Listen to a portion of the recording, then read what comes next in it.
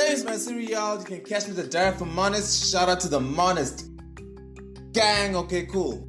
So after going through about 50 psychological papers in the field of brain health, I figured I should do a video on the top 3 brain hacks that you should be aware of.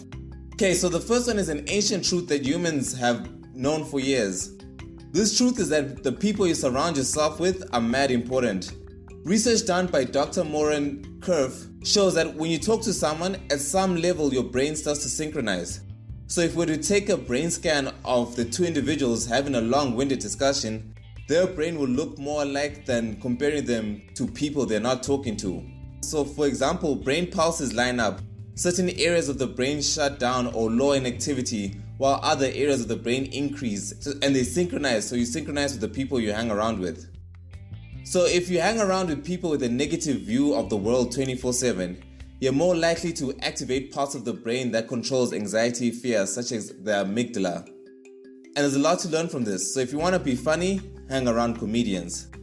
Want to be good at a specific field? Hang around people within those fields. Brains interact with each other through language in ways that synchronize the brain. While it is true that chilling and interacting with the person in physically close to each other is the best option, but if you don't have access to certain people, you can watch their videos and consume their online content repeatedly, as that still has some effects to your brain and you line up with them. Cool, so the second hack is surrounding your dopamine system. Dopamine is responsible for allowing you to feel motivation, satisfaction, and pleasure. It's a feel-good hormone released in your brain. So you're working towards a goal. The feel-good drug dopamine is not only released when you achieve your goal as a reward, but also during the process when you're trying to acquire that specific goal in order to motivate you.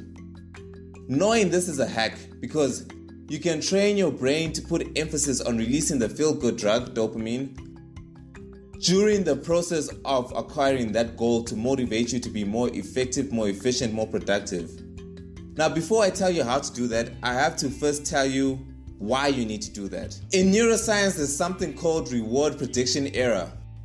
Crudely speaking, this is when you work towards a goal that you think will make you happy, but when you achieve it, you're not really that happy. You feel meh, you feel average about your achievement. So what happens is, because you didn't get as happy as you expected to be, or predicted to be, less dopamine is released when you achieve the goal.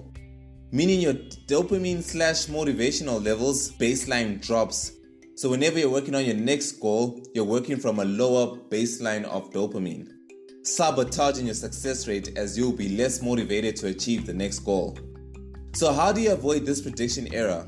Well, by being conscious of the fact that you need to put emphasis on the joy, happiness, value, on the process and journey going towards the goal you want to acquire.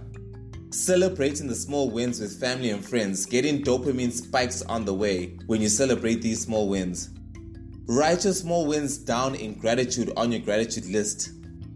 Train your brain to continuously release dopamine on the way towards your goal to increase the dopamine baseline level. Praise yourself for just reading a chapter instead of only rewarding yourself for reading the whole book. This is a practice thing.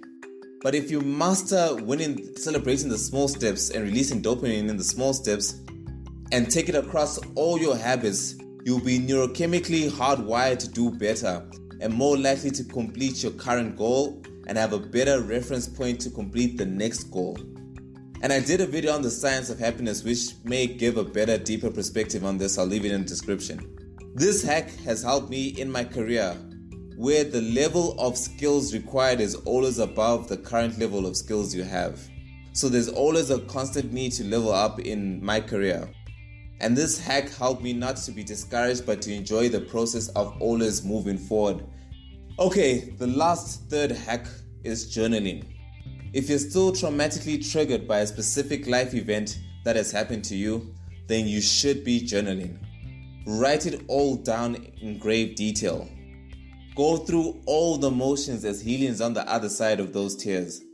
Professor Matthew Lieberman has shown that through brain scales that when you write in journals, it reduces the part of your brain called the amygdala, which is the part of the brain that controls your fear and anxiety response. You should also read and write out your goals and your gratitude list every single day. James, my cereal. You can catch me on the Direct from Monist.